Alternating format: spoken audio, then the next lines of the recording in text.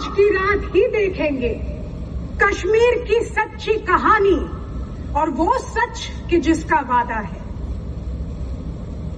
वो हमें दिखाने जा रहे हैं वो। So let's give it up for our presidential candidate, Krishna Pandit.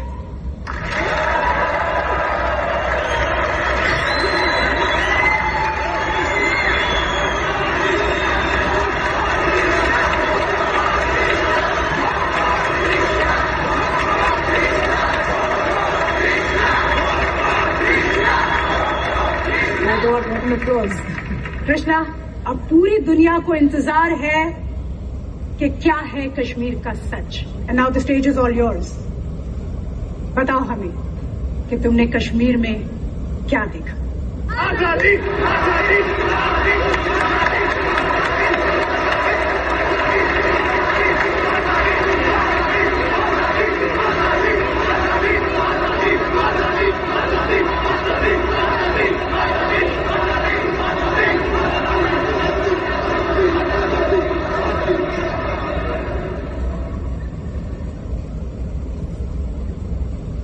मैंने देखा एक खुला आसमान।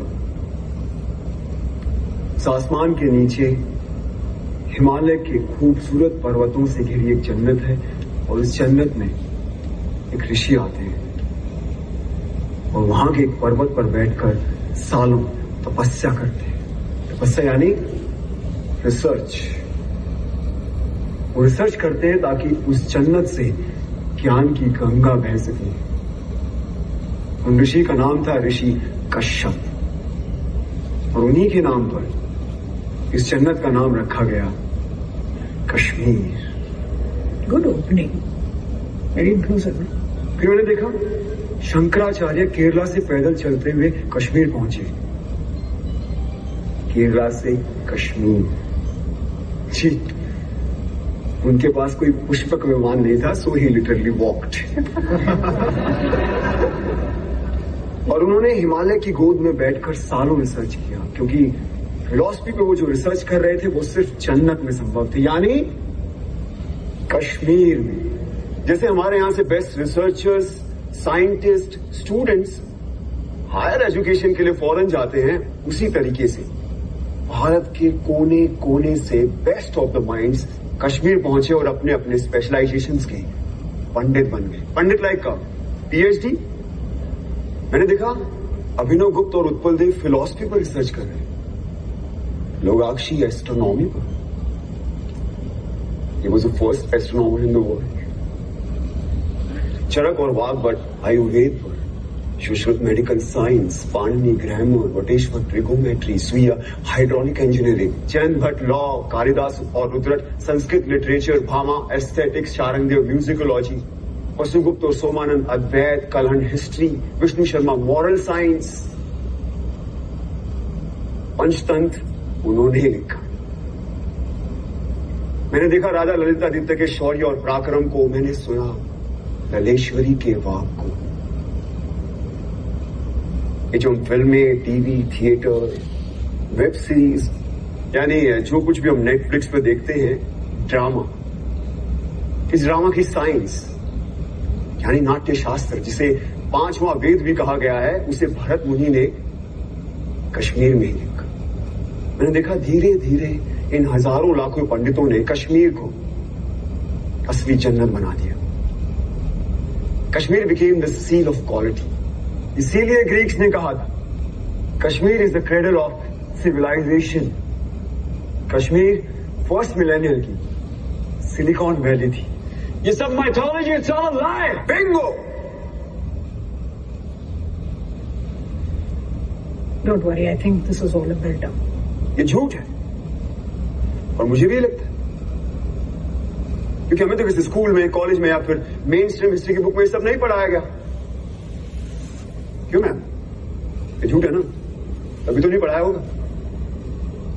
लेकिन अगर ये झूठ है तो फिर बुद्धिस्ट कश्मीर क्यों है? नागसेन और रविगुप्त क्यों है? वो इसलिए आए क्योंकि Kashmir was the centre of knowledge. ये इन्फो वॉर, नॉलेज का वॉर आज का नहीं है, सदियों से चला आ रहा है। अगर ये झूठ होता तो 1300 में इस्लामिक टायरेंट्स कभी भी कश्मीर में इन्वेड नहीं करते। उन्होंने इसलिए इन्वेड किया क्योंकि उनको पता था कि Kashmir was the world centre of knowledge, और जिसका नॉलेज पे कब्जा वो पूरे वर्ल्ड पे रूल कर सकता था।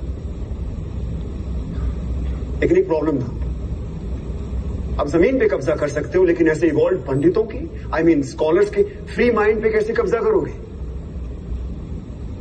तो फिर शुरू हुआ एक नया सिलसिला। तलवारों और बंदूकों के जोर पर इन पंडितों को कन्वर्ट करने के लिए भेजे गए इन टायरेंट्स के सोल्जर्स, जो उन्हें जबरदस्ती कन्वर्ट करने लगे, और जो नहीं मानता था उन्हें पैर के तले रौंद दिया जाता था। और ये लोग वो थे जो खुद परसिक्यूट होकर कश्मीर आए थे और कश्मीरियों ने इन्हें पनाह दी थी। What kind of rubbish is this? ये रबिश नहीं, बल्कि एग्जैक्ट डिस्क्रिप्शन है शमसुद्दीन मोहम्मद इराकी की बायोग्राफी तोहफतुल अहबाब में। जानते हो इराकी कौन था? हाँ? नहीं? इंडिया की टॉप मोस्ट यूनिवर्सिटी में पढ़ रहे हो, लेकिन इराकी के बारे में नहीं पता। कैसे पता होगा? किसी ने पढ़ा है? हम सब हिटलर के बारे में जरूर जानते हैं। इराकी हिटलर से कई हजार गुना ऊंचा एक इस्लामिक टायरेंट था, जिसका मकसद था सिर्फ और सिर्फ काफिरों के मंदिरों और बुतों को नष्ट करना, उनके ट्रेडिशन रिचुअल्स को नस्ते नाबूद कर देना, पंडितों की इनोवेशंस को खत्म कर देना।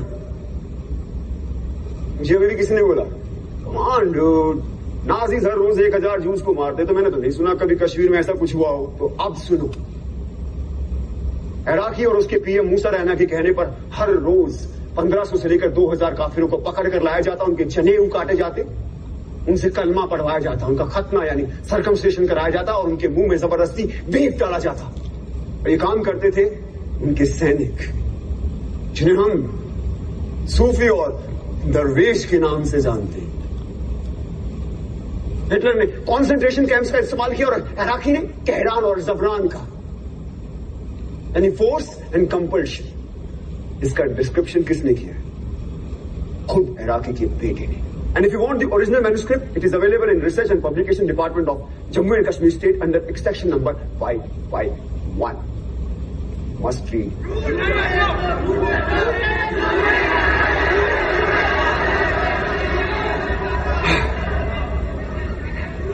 कश्मीर का सच इतना सच है कि हमें हमेशा झूठ ही लगता है। इस इंडिपेंडेंट इंडिया में, इस डेमोक्रेटिक इंडिया में, इस सेक्युलर इंडिया में उन्हें एक बार फिर तलवारों और बंदूकों के जोर पर मार काट के निकाला गया। गलत चले,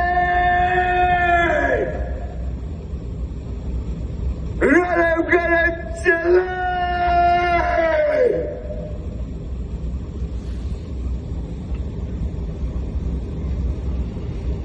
इसका मतलब जानते हो क्या होता है? रलिव मतलब कन्वर्ट, सलिव मतलब रन, कलिव मतलब डाई। अपना धर्म बदलो, भागो क्या मर जाओ। ये उनका 7th एक्सोडस था, और इस बार मामूली एक्सोडस नहीं था, इस बार था जेनोसाइड। और कहानी यही खत्म नहीं हुई। उन लोगों का एक बार फिर जेनोसाइड हुआ, जो ना इराकी ने किया, ना टेररिस्ट ने किया, और ना स्टेट ने। जो किया हमने और आपने, आपने आप सबने, जब हमने उन्हें अपने दिल और दिमाग दोनों से निकाल दिया। और ये था रियल जेनोसाइड। ये सब झूठ है। There was no real genocide. We don't want your fake propaganda. Listen Krishna, जो तुमने देखा वो बताओ, ज्ञान मत पेलो। जो हमने पढ़ा नहीं वो हिस्ट्री नहीं, जो हमने देखा नहीं वो हुआ नहीं, तो कश्मीर में जेनोसाइड हुआ ही नहीं। और कोई सच बोले तो ज्ञान मत पेलो। Now he'll prove his whole hypothesis wrong. I don't bet on ordinary horses. जिस नॉलेज के लिए कश्मीर क्रेडल ऑफ सिविलाइजेशन कहलाता था, कभी हमने उसे नेशनल हेरिटेज की तरह समझा ही नहीं। और आज ये भारत का नॉलेज सेंटर एक्सटेंड होता जा रहा है, हमें उसकी खबर भी नहीं। से शेम शेम शेम। हमने मरने वाले को क्यों मार दिया? क्यों मरने वाले सिर्फ कश्मीरी थे, ना कि भारतीय? 1990 में सिर्फ कश्मीरी हिंदुओं को नहीं मारा गया, बल्कि तमाम मॉडरेट मुस्लिमों को भी मार दिया। यही नहीं, सिख, बुद्धिस्ट, क्रिश्चियन, डोगरा, गुज्जर, दलित, जिसने भी टेररिज्म के खिलाफ आवाज उठाई उन्हें मार दिया गया। यहां तक कि अरे यार कश्मीर की सोल तक को मार दिया गया। थिएटर, आर्ट, म्यूजिक, लिटरेचर सब बंद कर दिए गए। 1996 में सिनेमा हॉल खुला तो वहां गोलियां चला दी, पीपल डाइड। कितने टेम्पल्स को तोड़ा गया, उनको आग लगाई गई। क्या वो सिर्फ टेम्पल्स थे? क्या वो सिर्फ बुतों का घर थे? क्या वो भारत का फाइनेस्ट आर्किटेक्चर नहीं थे? क्या वो भारत के महान इतिहास का प्रतीक नहीं थे? क्या वो भारत का स्पिरिचुअल सेंटर नहीं थे? Indian architecture, Indian heritage centre, Indian spiritual centres को डिस्ट्रॉय कर देना क्या कल्चरल जेनोसाइड नहीं है? Stop this rhetoric. Talk facts or shut up. बोलने दो उससे, मैं सुनना चाहता हूं। मैं भी। बोलो कृष्णा।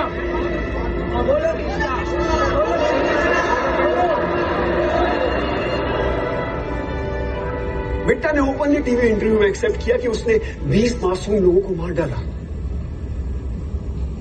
अरे जिसने दिन दहाड़े एयरफोर्स ऑफिसर्स को मार डाला उसे इंडिया के टॉप मोस्ट ऑफिस में इनवाइट किया जाता है। क्या ये एडमिनिस्ट्रेटिव जेनोसाइड नहीं है? हाँ, जब ये फंक्शन खत्म होगा तो आप लोग कहां जाएंगे? आपके घर। और हमें हमारे घर जाने से किसका बाप नहीं रोक सकता। लेकिन क्या कश्मीरी पंडितों को वापस अपने घर कश्मीर जाने का मौका मिलेगा? Is this justice?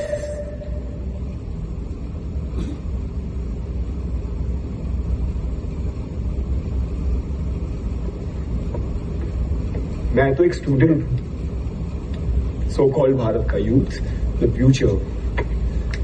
मैं दुनिया के बारे में ज्यादा जानता नहीं,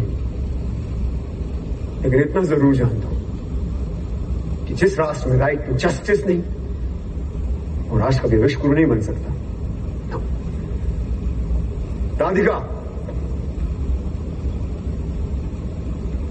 प्रोफेसर राधिका मेनन, आपने एक बार मुझसे कहा था कि हर कहानी में एक विलन होता है।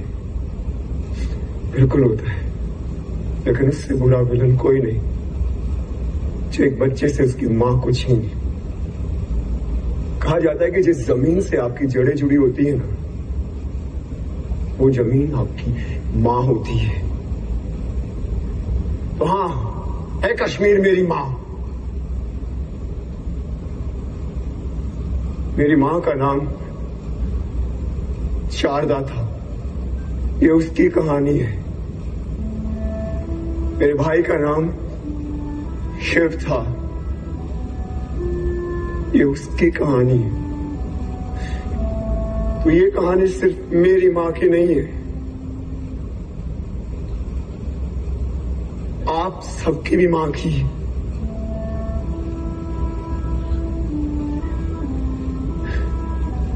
तो आइए हम वो देखते हैं जो मैंने आज से पहले कभी नहीं देखा।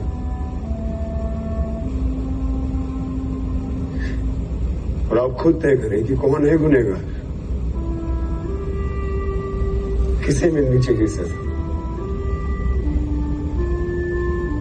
और अंत में अपने दिल पर हाथ रखकर तय करें कि आप कैसे करेंगे इसका प्रायश्चित,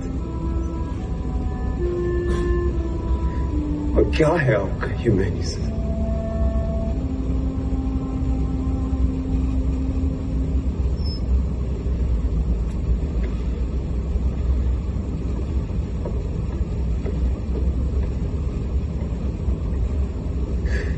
क्या है वो अनलहक?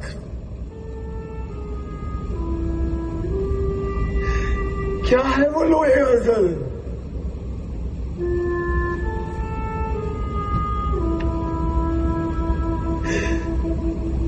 इस दिन का वादा था,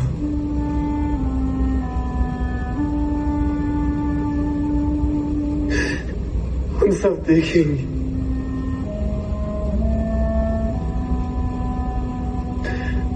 अब हम सब देखेंगे।